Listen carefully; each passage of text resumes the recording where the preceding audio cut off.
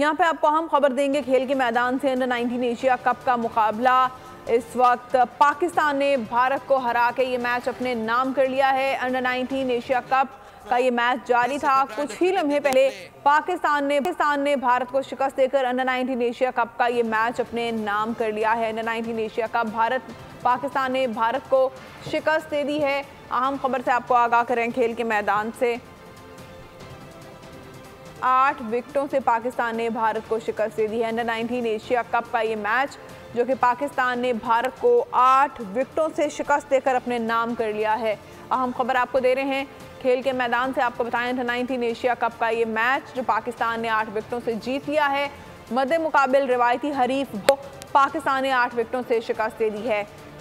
मनाज़िर आप देख सकते हैं ग्राउंड से।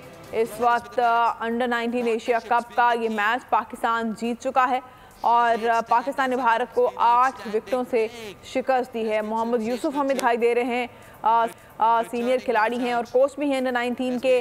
और इस वक्त आपको हम खबर दे रहे हैं कि पाकिस्तान ने अंडर 19 एशिया कप का ये मैच भारत को 8 विकेटों से शिकस्त दे दी है। आपको हम खबर दे रहे हैं पाकिस्तान ने अंडर 19 एशिया कप का मैच भारत से जीत लिया है।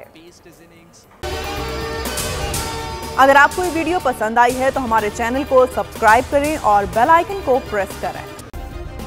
सब्सक्राइब करें और बेल दबाएं ताकि कोई खबर रह न जाए।